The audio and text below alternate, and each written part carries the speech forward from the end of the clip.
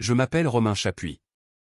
J'ai 41 ans, je travaille comme développeur senior dans une entreprise de la tech à Paris, du côté de la défense. Ma femme Camille a 36 ans, elle est responsable marketing dans la même boîte. Nous sommes mariés depuis 14 ans et avons une petite fille de 6 ans qui s'appelle Léa. Sur le papier, nous avons l'air parfait. La nuit où tout a volé en éclats était censée être sa fête. Notre entreprise lançait une nouvelle plateforme. L'équipe de Camille avait tout déchiré sur la campagne marketing. Et notre directeur technique, Julien Pelletier, a organisé cette soirée sur un rooftop branché de la capitale. Camille a insisté pour que je vienne. Elle disait que ce serait bon pour ma carrière. J'aurais dû rester à la maison. L'endroit était noir de monde quand nous sommes arrivés. Camille était magnifique dans une robe que je ne lui avais jamais vue. Elle a disparu dans la foule en quelques minutes, me laissant siroter ma pinte près du bar. Je ne suis pas très à l'aise dans ces soirées d'entreprise. Je ne l'ai jamais été. Je l'ai aperçue une heure plus tard de l'autre côté de la terrasse, en train de rire avec Julien. Sa main reposait sur le bas de son dos. Trop familier, trop à l'aise. Quelque chose s'est noué dans mon ventre, mais j'ai refoulé ce sentiment. Juste des collègues, me suis-je dit. Puis sont venus les discours. Julien a parlé d'innovation et d'esprit d'équipe, puis a tendu le micro à Camille. Elle a remercié l'équipe, a parlé de la campagne, des nuits blanches. Ses yeux ont croisé les miens et une lueur froide a traversé son visage. Je veux remercier ceux qui ont cru en moi quand d'autres n'y croyaient pas, a dit Camille. Certaines personnes se contentent de rester au même endroit pour toujours, de jouer la carte de la sécurité. Mais je ne fais plus partie de ces gens-là. La foule a applaudi. Je suis resté là, figé. Elle est descendue de l'estrade et a marché droit vers moi, le micro toujours à la main. Les gens se sont écartés comme la mer Rouge, mon cœur battait à tout rompre. Romain, a-t-elle dit, sa voix amplifiée pour que tout le monde entende. Il faut qu'on parle de nous, de ce que tu veux, de ce que je veux. J'en ai marre d'attendre que tu te décides. Tous les regards se sont tournés vers moi. Julien se tenait près de l'estrade, les bras croisés, observant la scène. Alors, voici ton choix. Ici et maintenant, a continué Camille. Tu en es ou tu n'en es pas, tu veux de ce mariage où on devrait juste passer à autre chose tous les deux. Le rooftop a plongé dans le silence. Le téléphone de quelqu'un a vibré. Un verre a tinté. Elle était allée trop loin en me posant un ultimatum, rester ou partir, devant tout le monde. J'ai regardé cette femme que j'aimais depuis 14 ans et je ne l'ai pas reconnue. Je n'ai rien dit, j'ai posé ma bière, je me suis retourné et j'ai marché vers la sortie. Je suis simplement parti. Derrière moi, des exclamations et des murmures ont éclaté. Quelqu'un a appelé mon nom. Je ne me suis pas retourné.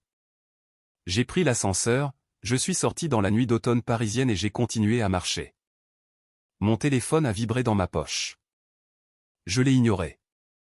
C'est à ce moment précis que mon mariage s'est terminé. Pas avec une discussion ou une thérapie de couple, mais par le silence devant 50 témoins sur un toit terrasse sous le ciel de Paris. Je me suis réveillé dans la chambre d'amis de mon frère, portant toujours ma chemise et mon pantalon de costume de la veille. Mon téléphone était posé sur le sol, face contre terre, batterie à 3%. 47 appels en absence, 62 SMS. Je n'en ai regardé aucun. Mon frère Thomas était déjà levé et préparait du café quand j'ai trébuché dans sa cuisine vers 7 heures du matin. Il a jeté un coup d'œil vers moi et a versé 2 tasses sans dire un mot. C'est ça le truc avec les frères, les bons en tout cas. Ils savent quand il faut parler et quand il faut juste vous tendre un bon café noir et la fermer. Tu veux me raconter ce qui s'est passé, a fini par demander Thomas après que j'ai bu la moitié de ma tasse. Je lui ai tout raconté. Le rooftop, l'ultimatum, mon départ. Il a écouté sans m'interrompre, ce que j'ai apprécié plus qu'il ne le saura jamais. Elle a perdu la tête, a dit Thomas quand j'ai fini. Il a 43 ans, a lui-même divorcé il y a 3 ans, donc il comprenait la trahison mieux que quiconque. Tu as fait ce qu'il fallait, mec. Partir a demandé plus de cran que de rester. Mon téléphone a vibré sur la table. Le nom de Camille s'est affiché sur l'écran. Je l'ai laissé sonner dans le vide. Tu vas finir par lui parler, a demandé Thomas. Un jour, ai-je répondu. Mais pas aujourd'hui. Les messages ont commencé à arriver par vagues après ça. D'abord ceux de Camille, courts et froids. Tu es juste parti. Puis des plus longs, essayant de se justifier. Tu m'as humilié devant tout le monde. En milieu de matinée, elle avait changé de tactique. On doit parler de Léa. Elle demande où tu es. Celui-là m'a fait l'effet d'un coup de poing. Ma petite fille, 6 ans, probablement complètement perdue et se demandant pourquoi papa n'est pas rentré à la maison hier soir. J'ai répondu par SMS. Dis à Léa que je l'aime et que je la verrai bientôt. Toi et moi parlerons quand je serai prêt. La réponse de Camille est arrivée vite. Quand tu seras prêt. Typique. Toujours ce que Théo y tu veux. J'ai posé le téléphone avant de dire quelque chose que je regretterais. Vers midi, j'ai reçu un SMS de quelqu'un à qui je ne m'attendais pas. Manon, une développeuse junior de mon équipe. Son message était court. Salut Romain, je ne sais pas si je franchis une ligne, mais je pense que tu devrais savoir quelque chose. On peut se voir pour prendre un café. J'y ai fixé ce message pendant 5 bonnes minutes. Manon avait 28 ans, vive d'esprit, plutôt réservée d'habitude. On travaillait ensemble depuis 2 ans, de manière strictement professionnelle. Pourquoi voudrait-elle me voir maintenant vaillie, a dit Thomas quand je lui ai montré le SMS. Il lisait le journal à la table de la cuisine. Si elle te contacte le lendemain de ce désastre, c'est qu'elle sait quelque chose. Il avait raison. J'ai répondu. Ok pour le café. Quand et où nous avons convenu de nous retrouver dans une brasserie près du bureau à 15 heures. J'ai pris une douche, me suis changé avec des vêtements de rechange que Thomas m'avait prêtés, et j'ai essayé de me préparer à ce qui m'attendait. Parce que voilà le truc, je commençais à réaliser que la nuit dernière n'était pas le début de la fin. C'était juste le moment où j'avais enfin ouvert les yeux. La fin approchait depuis un moment. Et j'avais été trop occupé à être un bon mari et un bon père pour le remarquer. Manon allait me dire quelque chose que je ne voulais pas entendre. Je le sentais au fond de moi, mais j'avais besoin de l'entendre quand même. Manon m'attendait déjà quand je suis entré dans la brasserie à 15 heures. Elle était assise dans une banquette au fond, sirotant un café crème, ayant l'air de vouloir être n'importe où ailleurs. Je me suis glissé sur la banquette en face d'elle et je suis allé droit au but. Qu'est-ce que tu dois me dire? ai-je demandé. Elle a pris une grande inspiration, puis m'a regardé dans les yeux. Je suis au courant pour Camille et Julien depuis 4 mois. J'aurais dû te le dire plus tôt, mais je ne savais pas comment faire. Et honnêtement, je n'étais pas sûr que ce soit à moi de le faire. Les mots m'ont frappé comme un coup de poing, même si une part de moi le savait déjà. Depuis des mois, au moins, peut-être plus. Manon a sorti son téléphone et l'a fait glisser sur la table. J'ai pris des captures d'écran. Je suis désolé, Romain. Je sais que c'est horrible, mais tu mérites de savoir la vérité. Les photos montraient des échanges de SMS entre Camille et Julien. Flirteurs au début, puis explicites. Des plans pour se retrouver dans des hôtels, des discussions sur quand il finira par comprendre, et juste quelques mois de plus. Il y avait aussi des notes de frais, des voyages d'affaires qui correspondaient parfaitement à des réservations de conférences sous de faux noms. Ma main tremblait pendant que je les faisais défiler. Manon a tendu le bras et a doucement repris son téléphone. Il y a pire, a-t-elle dit doucement. Des trucs financiers. Julien a validé des remboursements de notes de frais pour Camille qui ne correspondent à aucun déplacement professionnel légitime. On parle de milliers d'euros sur les 6 derniers mois. Des consultations de chirurgie esthétique, des achats de bijoux, des soins en thalasso, le tout masqué en frais de représentation client ou en budget marketing. Elle s'est fait opérer. La question est sortie d'une voix blanche. Augmentation mammaire en mars. Injection de Botox toutes les 6 semaines. Elle disait à tout le monde que c'était pour reprendre confiance en elle, pour sa carrière. La voix de Manon s'est adoucie. Je suis désolé. Je sais que ça fait beaucoup. C'était plus que beaucoup. C'était systématique, calculé. Camille ne m'avait pas seulement trompé. Elle avait utilisé l'argent de l'entreprise pour se transformer pour un autre homme pendant que je faisais des heures supplémentaires pour subvenir aux besoins de la famille. Pourquoi tu me dis ça maintenant? T'ai-je demandé. Parce qu'après hier soir, j'ai compris qu'elle te tendait un piège.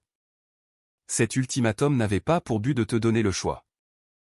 Il s'agissait de te faire passer pour un faible devant tout le monde pour qu'elle puisse justifier son départ. Julien a prévu de la nommer directrice marketing. Ils avaient besoin que tu sortes du tableau et ils avaient besoin que ça ressemble à ta faute. Je me suis adossé, digérant l'information. Est-ce que les RH sont au courant? Pas encore, mais ils le seront. Manon a sorti une clé USB et l'a posée sur la table. Tout est là-dessus. Les messages, les notes de frais, les reçus d'hôtel, tout. Ce que tu en fais ne regarde que toi. J'ai pris la clé et l'ai mise dans ma poche. Merci, Manon. Sincèrement. Encore une chose, a-t-elle dit alors que je me levais pour partir. Julien est marié. Depuis 6 ans. Sa femme vit à Bordeaux avec leurs 2 enfants. Il n'en parle jamais parce qu'il aime jouer les célibataires au bureau. Ça m'a stoppé net. Camille le sait, je ne crois pas. Il vous a menti à tous les deux. Je suis sorti de cette brasserie avec une clé USB pleine de preuves et une clarté d'esprit que je n'avais pas ressentie depuis des mois. Camille voulait me faire passer pour le problème, le boulet qui la tirait vers le bas. Mais je n'étais pas le méchant de l'histoire. J'étais juste le gars qui avait enfin ouvert les yeux. Le plus dur dans tout ça n'était pas la trahison ou l'humiliation. C'était d'expliquer à ma fille de 6 ans pourquoi papa ne rentrait pas à la maison. Je suis allé chercher Léa à l'école le vendredi, 3 jours après l'incident du rooftop. Camille m'envoyait des textos de plus en plus hostiles, mais quand il s'agissait de notre fille, nous parvenions à rester cordiaux, à peine. Léa est montée dans ma voiture avec son cartable de princesse et m'a fait son plus grand sourire.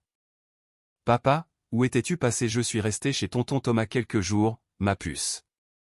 Mais je suis là maintenant. Pourquoi tu ne dors pas à la maison? Les enfants posent toujours les questions auxquelles vous n'êtes pas prêt à répondre. » J'ai quitté le parking de l'école primaire et j'ai choisi mes mots avec soin. Maman et papa ont des problèmes de grandes personnes en ce moment, mais ça ne change rien à l'amour que j'ai pour toi.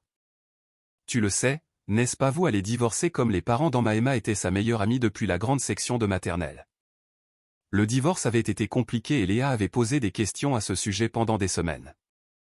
Je ne sais pas encore, mon cœur. Peut-être. Mais quoi qu'il arrive, tu nous auras toujours tous les deux. Nous t'aimons tous les deux plus que tout. Elle est restée silencieuse un instant, puis a demandé, « C'est à cause de Monsieur Julien ?» Mes mains se sont crispées sur le volant. « Qu'est-ce que tu veux dire? J'y ai entendu maman parler au téléphone. Elle a dit ton nom et le nom de Monsieur Julien. » Elle avait l'air en colère. Je me suis garé sur un parking et je me suis tourné vers elle. « Léa, écoute-moi. Rien de tout ça n'est de ta faute. Parfois, les adultes font des erreurs, c'est parfois les relations changent. Mais tu n'as rien fait de mal. » D'accord, elle a hoché la tête, mais je voyais la confusion dans ses yeux. Nous avons passé l'après-midi au parc. Je l'ai poussé sur les balançoires, je l'ai aidé à traverser les structures de jeu, je lui ai acheté une glace, même si on dînait dans à peine 1 heure. Des trucs normaux de papa, le genre de moment qui compte plus que n'importe quelle soirée d'entreprise ou drame conjugal. Quand je l'ai ramené à la maison ce soir-là, Camille se tenait sur le pas de la porte, les bras croisés. J'ai raccompagné Léa jusqu'à l'entrée, j'ai embrassé son front et je lui ai dit que je la verrais bientôt. « Il faut qu'on parle », a dit Camille pendant que Léa courait à l'intérieur. « Oui, c'est vrai, mais pas ici et pas maintenant. » J'ai gardé une voix neutre. J'ai pris un avocat. Tu devrais en trouver un aussi. On va faire les choses dans les règles. Un avocat, Romain, tu ne trouves pas que c'est? Tu m'as posé un ultimatum devant 50 personnes, Camille. Tu m'as humilié. Tu as dépensé l'argent de la boîte pour faire de la chirurgie esthétique et payer des chambres d'hôtel avec Julien Pelletier. Alors oui, j'ai pris un avocat. Son visage a blêmi. Comment as-tu? Peu importe. Ce qui compte, c'est que tu as fait ton choix sur ce toit terrasse. Maintenant, je fais le mien. Je suis retourné à ma voiture, je suis monté et j'ai démarré musique. Dans le rétroviseur, je l'ai vu se tenir là, figé. Pour la première fois depuis des jours, j'avais l'impression de reprendre le contrôle de mon existence au lieu de simplement réagir à la sienne. Il ne s'agissait pas de vengeance. Il ne s'agissait même pas d'avoir raison. Il s'agissait de protéger ma fille et mon avenir. Et cela commençait par être assez fort pour tenir mes positions. Le lundi matin, j'étais assis en face de maître Sophie Vasseur, l'une des meilleures avocates spécialisées en divorce de la région. Elle m'avait été recommandée par l'ex-femme de Thomas. Ironie du sort. Sophie avait la cinquantaine, le regard perçant, avec la réputation de pulvériser les conjoints infidèles au tribunal. Laissez-moi m'assurer que j'ai bien compris, a dit Maître Vasseur en examinant le contenu de la clé USB sur son ordinateur portable. Votre femme a commis une fraude aux notes de frais, a eu une liaison avec un cadre marié de son entreprise, et vous a humilié publiquement pour justifier son départ, et vous avez des preuves tangibles de tout cela. C'est exact. Elle s'est adossée à son fauteuil, un léger sourire aux lèvres. Monsieur Chapuis, c'est le dossier le plus solide que j'ai vu depuis des années. Votre femme vous a servi tout ce dont vous avez besoin sur un plateau d'argent. Et pour Léa Lagarde. Avec ces preuves, vous obtiendrez la garde alternée au minimum, possiblement la garde exclusive si nous pouvons prouver que les choix de Camille ont créé un environnement instable. Le fait qu'elle soit impliquée avec un homme marié qui lui ment renforce considérablement votre position. J'ai senti un poids s'envoler de ma poitrine. Quelle est la prochaine étape? Je dépose la requête en divorce aujourd'hui. Nous invoquons l'adultère, la fraude et la violence psychologique. Je vais également contacter le département des ressources humaines de votre entreprise concernant les infractions aux notes de frais. Julien Pelletier ne va pas seulement perdre sa petite amie. Il va perdre son travail. Bien. Sophie m'a observé un instant. La plupart des hommes dans votre situation veulent se venger. Vous voulez juste que votre fille soit protégée. La vengeance ne changera pas ce qui s'est passé. Mais m'assurer que Léa est un père stable qui se bat pour elle, ça, je peux le faire. Alors au travail. Le mercredi suivant, Camille avait reçu l'assignation par huissier. Elle m'a appelé 17 fois en 2 heures. Je n'ai pas répondu. Ces SMS sont passés de la colère au désespoir. Comment as-tu pu faire ça? Suivi de « On peut arranger ça. Et enfin, tu détruis notre famille. » J'ai répondu une seule fois. Tu l'as détruite sur ce rooftop. Je ne fais qu'officialiser les choses. Le jeudi après-midi, j'ai reçu un appel de Julien. J'ai failli ne pas répondre, mais la curiosité l'a emporté. Romain, il faut qu'on parle. Sa voix était tendue, contrôlée. On n'a rien à se dire. Écoute, Camille m'a parlé des papiers du divorce. Tu fais une erreur.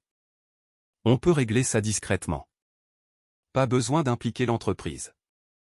J'ai ri. J'ai vraiment ri.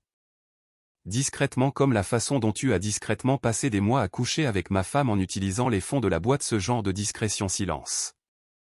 Les RH ont tout, ai-je continué. Note de frais, reçu d'hôtel, message. Tu es fini, Julien. Et voici la meilleure partie. Ta femme à Bordeaux, elle va en recevoir des copies aussi. Manon a déjà retrouvé ses coordonnées. Espèce de... Non, les jeux coupés. Tu as fait tes choix. Tu voulais Camille, tu l'as eu, mais tu as aussi les conséquences qui vont avec. Profite bien de Pôle emploi. J'ai raccroché et j'ai immédiatement appelé Maître Vasseur. Julien Pelletier vient de me contacter pour essayer de négocier. Il a le droit de faire ça, il peut essayer. Ça ne l'aidera pas. Les preuves sont déjà soumises au RH et annexées au dossier de divorce. Il essaie de limiter les dégâts, mais il est trop tard. Elle a fait une pause. Comment vous sentez-vous? Honnêtement, mieux que depuis des mois. Bien. Gardez cette énergie. Nous avons un combat devant nous, mais nous allons gagner. Ce soir-là, je suis allé chercher Léa à l'école et je l'ai emmenée manger une pizza. Elle semblait plus légère, d'une certaine façon, comme si elle ressentait le changement en moi.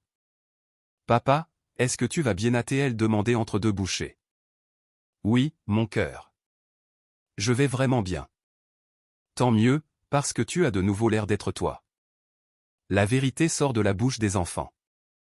Elle avait raison. Pour la première fois depuis ce toit terrasse, je me sentais moi-même. Pas l'homme qui avait ignoré les signaux d'alarme. Pas l'homme qui se tuait à la tâche pendant que sa femme planifiait sa sortie. L'homme que j'aurais dû être depuis le début. Quelqu'un qui défendait ce qui comptait vraiment. 2 semaines après le dépôt de la demande de divorce, Camille a demandé à me voir en personne. Pas à la maison. Pas dans le bureau d'un avocat. Elle voulait un terrain neutre. J'ai suggéré un café dans le centre-ville, assez publique pour qu'elle ne puisse pas faire de scandale. Elle est arrivée avec 15 minutes de retard, portant un tailleur que je n'avais jamais vu, probablement acheté avec de l'argent volé. Elle s'est assise en face de moi, et j'ai remarqué les cernes sous ses yeux, la tension dans sa mâchoire. « Tu vas vraiment aller jusqu'au bout ?» a-t-elle dit. Ce n'était pas une question, c'était une affirmation. « Tu as provoqué ça ?» l'ai-je corrigé. « Je ne fais qu'aller jusqu'au bout de la démarche. » Romain, s'il te plaît. Ne peut-on pas au moins essayer une thérapie de couple pour le bien de Léa?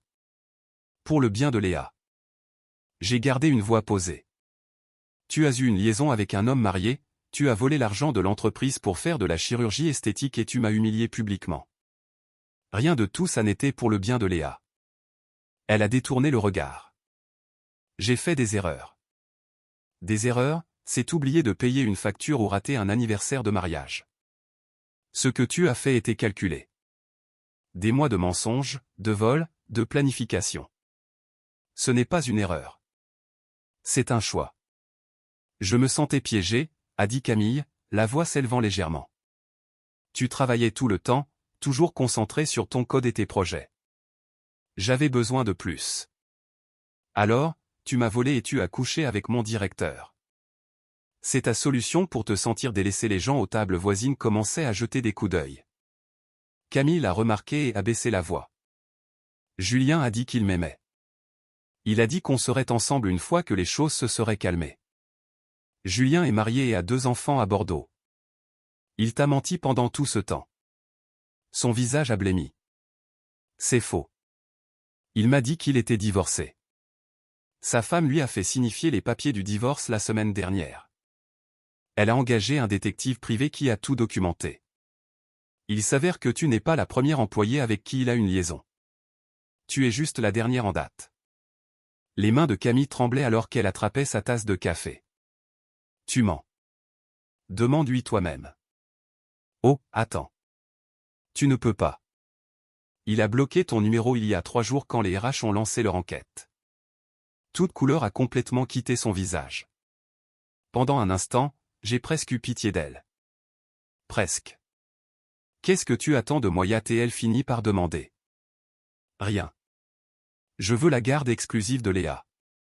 Et je veux que tu arrêtes de jouer à la victime. Tu as fait tes choix. Maintenant, vis avec. Je me suis levé pour partir. Elle m'a attrapé le bras. Romain, s'il te plaît. Je sais que j'ai tout gâché, mais on a construit une vie ensemble. 14 ans. Ça doit bien compter pour quelque chose. J'ai baissé les yeux vers sa main sur mon bras, puis j'ai regardé son visage. Ça comptait pour quelque chose, jusqu'à ce que tu jettes tout ça par la fenêtre pour un homme qui se servait de toi. J'ai dégagé mon bras et je suis sorti. Elle ne m'a pas suivi. Alors que je retournais chez Thomas en voiture, j'ai ressenti quelque chose à laquelle je ne m'attendais pas. La paix. Pas le bonheur, pas la satisfaction, juste la paix. Celle qui vient quand on sait qu'on a fait ce qu'il fallait, même quand ça fait mal. Camille avait essayé de réécrire l'histoire, de se faire passer pour la victime, de justifier ses choix, mais je ne jouais plus à ce jeu-là. J'allais de l'avant, et pour la première fois depuis des années, je le faisais selon mes propres règles. 3 semaines après le début de la procédure de divorce, j'ai rencontré quelqu'un qui a changé ma perspective sur tout. Elle s'appelait Elodie, chef de projet dans une entreprise concurrente. On s'est rencontrés à un meet-up de développeurs auquel j'avais commencé à assister pour sortir de la maison de Thomas. Elle avait 39 ans, mère célibataire d'un petit garçon de 8 ans nommé Hugo. Divorcée depuis 2 ans après que l'addiction au jeu de son ex-mari les a presque menés à la faillite. Elle avait cette façon de parler directement, sans chichi. Cela m'a rappelé qu'une bonne conversation ne nécessitait pas de marcher sur des œufs. On a pris un café après le 2e meet-up. Rien de romantique, juste 2 personnes qui comprenaient ce que signifiait reconstruire sa vie après un naufrage. Alors, c'est toi le gars du scandale sur le rooftop, a dit Elodie en remuant son café. Tout le monde dans la tech parisienne connaît cette histoire. J'ai grimacé. Super. Je suis célèbre pour les mauvaises raisons. En fait, la plupart des gens pensent que tu as géré ça comme un chef. Partir sans rentrer dans son jeu, ça demandait une sacrée colonne vertébrale. Ça n'en avait pas l'air sur le moment. C'est parce que tu étais sous le choc. Crois-moi. Vu de l'extérieur, tu l'as fait passer pour une personne mesquine et tu es passé pour quelqu'un de digne. Elle s'est adossée. Mon ex a essayé de monter tout le monde contre moi quand je l'ai quitté. Il disait aux gens que j'étais le problème, que j'avais baissé les bras. Ça a pris des mois avant que les gens ne réalisent qu'ils se noyaient dans les dettes et les mensonges. Comment tu as fait pour traverser ça? Une thérapie, des bons amis, et la réalisation que son récit ne me définissait pas. Ce qu'il disait de moi n'était pas qui j'étais. C'est pareil pour toi. Camille peut raconter l'histoire qu'elle veut. La vérité finit toujours par éclater. Au cours des semaines suivantes, Élodie est devenue une véritable amie. Nos enfants ont passé un après-midi ensemble, ce qui s'est étonnamment bien passé. Léa et Hugo ont tout de suite accroché, construisant des structures complexes en Lego pendant qu'Élodie et moi parlions boulot, parentalité, et des limbes étranges du divorce. Tu t'en sors mieux que tu ne le penses, m'a dit Élodie un après-midi pendant que les enfants jouaient dans son jardin. J'ai vu des hommes s'effondrer complètement pendant un divorce. Toi, tu es toujours là pour ta fille, tu gardes ton travail, tu te bats pour ce qui est juste. C'est ça, la force. Il y a des jours où je ne le ressens pas. C'est normal, mais tu prouves quelque chose d'important. On peut être blessé sans être brisé. Ce soir-là, Camille m'a appelé. Inhabituel, car nous ne communiquions plus que par le biais de nos avocats. Qu'est-ce que tu veux que c'est? Je répondu. La femme de Julien a demandé le divorce. Elle lui prend tout. Sa carrière est finie. La voix de Camille sonnait creux. Il m'a dit qu'il retournait vivre en Bretagne. Il ne veut plus rien avoir à faire avec moi. Et tu me dis ça parce que j'avais tort sur toute la ligne. J'ai balayé 14 ans de ma vie pour quelqu'un qui ne se souciait même pas de moi. Je me suis assis sur les marches du Porsche de Thomas. Ouais, c'est ce que tu as fait. Est-ce qu'il y a une chance? Non, les jeux coupés. Tu as fait ton choix, Camille. Tu ne peux pas revenir en arrière juste parce que ça ne s'est pas passé comme tu l'avais prévu. Silence au bout du fil. J'espère que tu trouveras ce que tu cherches, ai-je dit.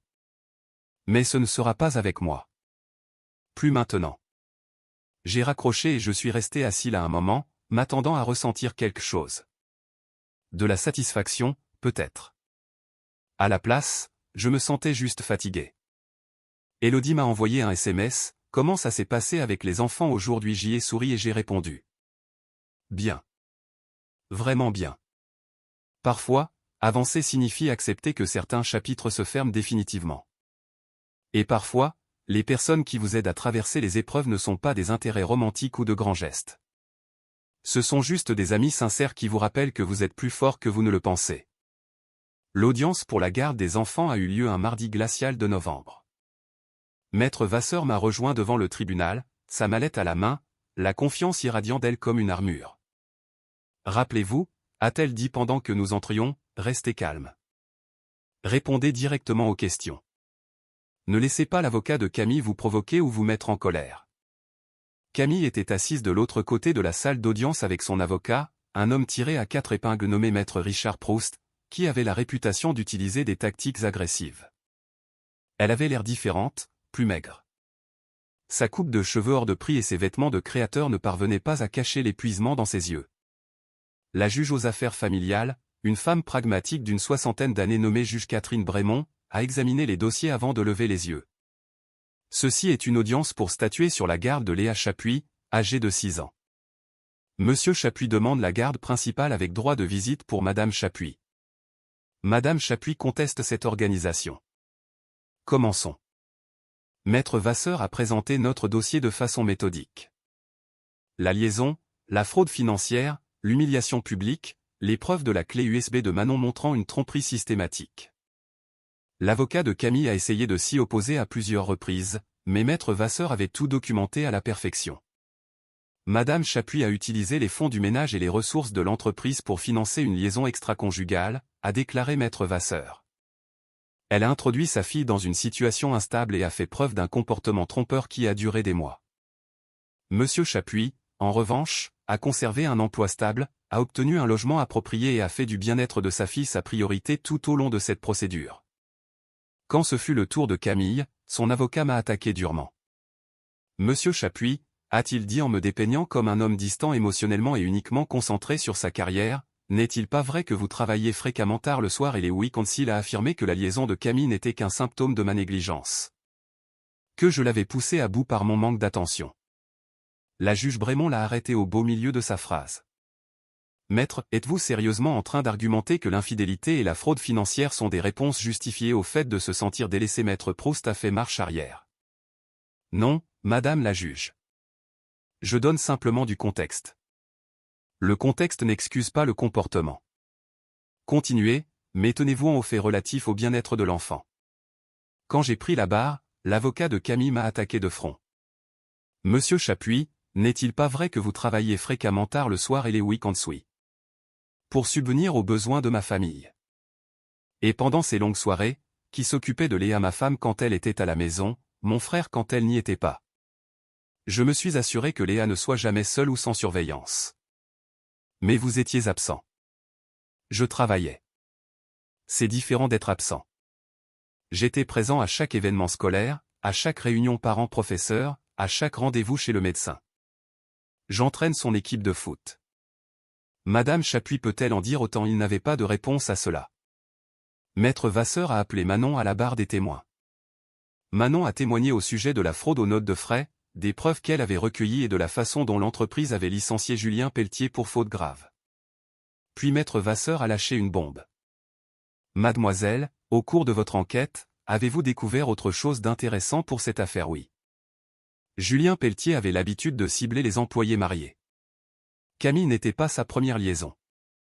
Il y en a eu au moins 3 autres au cours des 5 dernières années. Le visage de Camille est devenu livide. La juge Brémond a examiné les preuves pendant plusieurs minutes, puis a rendu sa décision. Sur la base des témoignages et des preuves présentées, j'accorde la garde principale à Monsieur Chapuis. Madame Chapuis bénéficiera d'un droit de visite surveillé un week-end sur 2 jusqu'à ce qu'elle puisse prouver qu'elle dispose d'un logement et d'un emploi stable. Ce tribunal prend la fraude financière et la tromperie très au sérieux, en particulier lorsqu'elles ont un impact sur le bien-être d'un enfant. Le coup de maillet a retenti. L'avocat de Camille a immédiatement voulu faire appel, mais la juge Brémond l'a fait taire. Vous pouvez faire appel, maître, mais compte tenu des preuves, je doute que cela aboutisse. À l'extérieur du tribunal, maître Vasseur m'a serré la main. Félicitations, Romain. Vous vous êtes battu de la bonne manière, et vous avez gagné. J'ai tout de suite appelé Thomas. J'ai obtenu la garde principale. C'est mon frère, ça. Je suis fier de toi, mec. Ce soir-là, je suis allé chercher Léa à l'école et je l'ai emmené manger une glace. Je ne lui ai pas encore parlé de la décision concernant la garde. Cette conversation viendrait plus tard, quand elle serait prête. Pour l'instant, je voulais juste être son papa. Celui qui répondait présent. Celui qui s'était battu pour elle. Celui qui avait choisi la force plutôt que l'amertume. 4 mois après que le divorce a été prononcé, je suis tombé sur Julien Pelletier dans un supermarché. Le pur hasard. Je prenais du lait et des céréales quand je l'ai vu dans le rayon d'à côté. Il avait l'air d'avoir pris 10 ans. Il m'a vu et s'est figé. Pendant une seconde, j'ai cru qu'il allait faire demi-tour et s'en aller. Au lieu de ça, il s'est approché. Romain, on peut se parler une minute? Mon instinct me disait de m'éloigner, mais la curiosité a gagné. Tu as 60 secondes. Nous sommes sortis sur le parking. Julien regardait ses chaussures avant de parler. Je voulais te présenter mes excuses. Ce que j'ai fait est impardonnable. J'ai détruit ton mariage, mon propre mariage, ma carrière, tout ça pour quelque chose qui n'était même pas réel. Tes excuses arrivent avec 4 mois de retard. Je ne te demande pas de me pardonner. J'avais juste besoin que tu l'entendes. Il a pris une grande inspiration. Ma femme est partie avec les enfants chez ses parents en Normandie. Je n'ai pas le droit de les voir sans surveillance. Je travaille dans une start-up pour un tiers de mon ancien salaire. Tout ce que j'avais construit a disparu. Et tu penses que je devrais avoir pitié de toi? Non. Je pense que tu devrais savoir qu'être parti ce soir-là t'a sauvé. Ça t'a évité de devenir comme moi. Un homme qui avait tout et qui a tout jeté par la fenêtre pour rien. J'ai scruté son visage. Il ne cherchait pas la compassion. Il était juste brisé. J'espère que tu trouveras un moyen de te reconstruire, ai-je fini par dire. Mais reste loin de moi et de ma famille. Il a hoché la tête et s'est dirigé vers une vieille Clio cabossée musique. Fini la Porsche, fini le costume de créateur, juste un homme brisé qui devait vivre avec ses choix. Je suis rentré chez moi en pensant à quel point nos chemins avaient divergé. Il avait tout perdu en courant après une illusion. J'avais perdu mon mariage, mais je m'étais retrouvé. Ce soir-là, Léa et moi avons préparé le dîner ensemble. Des coquillettes, ses préférées. Elle se tenait sur un marchepied, remuant la sauce pendant que je m'occupais des pâtes. « Papa, est-ce que tu es heureux maintenant » t'a-t-elle demandé de but en blanc. « Oui, ma puce. Je le suis vraiment. Et toi M.H.M. J'aime vivre avec toi, et j'aime que tu souris plus. » Les enfants remarquent tout. Plus tard dans la semaine, Élodie m'a invité à la fête d'anniversaire d'Hugo. Rien de romantique, juste des amis qui fêtaient ça ensemble. J'ai emmené Léa et elle s'est éclatée avec les autres enfants. Élodie m'a rejoint sur la terrasse alors que je regardais le chaos ambiant. Tu t'en sors super bien. Tu sais, être père célibataire te va bien.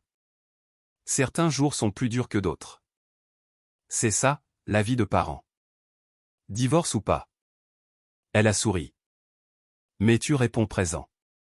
C'est ça qui compte. L'entreprise m'a promu directeur technique le mois suivant. Un meilleur salaire, de meilleurs horaires, une équipe que je respectais. Manon faisait partie de cette équipe, et nous étions devenus de très bons amis. Professionnels, mais sincères. Tu l'as mérité, m'a-t-elle dit après l'annonce. Pas à cause du drame, mais parce que tu es doué dans ce que tu fais. La vie trouvait son rythme. Pas parfaite, mais honnête. Pas ce que j'avais prévu, mais quelque chose de vrai. Et pour la première fois depuis des années, j'avais l'impression d'être exactement là où je devais être. 8 mois après cet ultimatum sur le rooftop. Je me tenais dans mon nouvel appartement, regardant Léa ranger ses jouets dans sa chambre. Ce n'était pas un endroit luxueux, mais c'était chez nous. Un 3 pièces, un petit balcon, près de son école. J'adore être ici, papa, a-t-elle dit en serrant sa peluche éléphant dans ses bras. Moi aussi, ma grande. Camille avait déménagé à Bordeaux pour prendre un nouveau départ. Elle appelait Léa toutes les semaines, lui rendait visite une fois par mois. La relation était désormais cordiale, distante mais fonctionnelle. Elle avait commencé une thérapie, trouvé un emploi dans une petite agence de communication, et semblait construire quelque chose de plus authentique. Nous ne serions jamais amis, mais nous pouvions être coparents. C'était suffisant. Thomas est passé cet après-midi-là avec des pizzas et des bières. Nous nous sommes assis sur le balcon pendant que Léa regardait des dessins animés à l'intérieur. Tu as l'air différent, a dit Thomas. Plus léger. Je me sens différent. Comme si j'avais enfin arrêté de porter un poids qui ne m'appartenait pas. Camille m'a appelé la semaine dernière. Elle a demandé comment tu allais. Qu'est-ce que tu lui as répondu? Que tu t'épanouissais. Ça n'avait pas l'air de lui faire plaisir à entendre, mais c'est la vérité. J'ai pris une gorgée de bière. Tu penses parfois à refaire ta vie peut-être un jour, mais pour l'instant, je me concentre sur le fait d'être le meilleur père possible. Tout le reste peut attendre. Élodie et moi nous étions rapprochés au fil des mois, mais nous avions gardé une relation platonique. Nous savions tous les deux que nous devions guérir avant de nous lancer dans quoi que ce soit de nouveau. Peut-être qu'un jour ça changerait. Peut-être pas. Les deux me convenaient très bien. L'entreprise de la tech a organisé une soirée de lancement pour notre nouvelle plateforme 2 semaines plus tard. Le lieu était un toit-terrasse, il y avait un bon traiteur, un open bar. L'ironie de la situation ne m'a pas échappé. Cette fois, je n'étais pas le gars qui sirotait sa bière dans son coin. J'étais le directeur technique qui avait dirigé l'équipe de développement. Les gens venaient me voir, me demandaient mon avis, me traitaient comme quelqu'un d'important.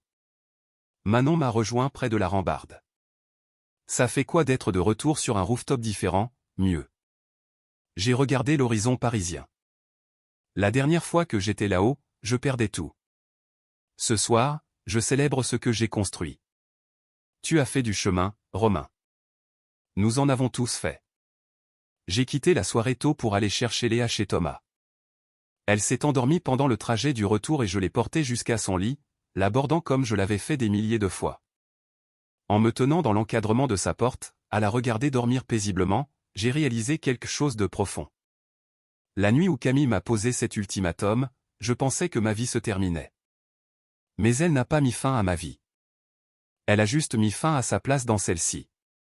Et dans cet espace laissé vide, j'avais trouvé la place pour devenir quelqu'un de plus fort. Pas parfait, pas indemne, mais vrai. Un meilleur père, un meilleur homme. Je n'avais pas besoin d'elle pour valider ma valeur. Je n'avais pas besoin de la chute de Julien pour me sentir vengé. Je n'avais pas besoin de vengeance, ni de tourner la page, ni d'excuses. J'avais juste besoin de continuer à répondre présent pour les gens qui comptaient vraiment, de continuer à construire une vie qui valait la peine d'être vécue, et de continuer à choisir la force plutôt que l'amertume. Cet ultimatum sur le rooftop était censé me briser. Au lieu de cela, il m'a libéré. Et debout, là, dans la chambre de ma fille, dans mon propre appartement, vivant ma propre vie de manière authentique, j'avais enfin compris ce que signifiait s'éloigner de quelque chose de toxique pour marcher vers quelque chose de vrai. Parfois, la chose la plus puissante que l'on puisse dire, c'est rien du tout. Parfois, la chose la plus courageuse que l'on puisse faire, c'est simplement de partir. J'ai fait les deux, et je n'avais jamais été aussi sûr d'avoir fait le bon choix.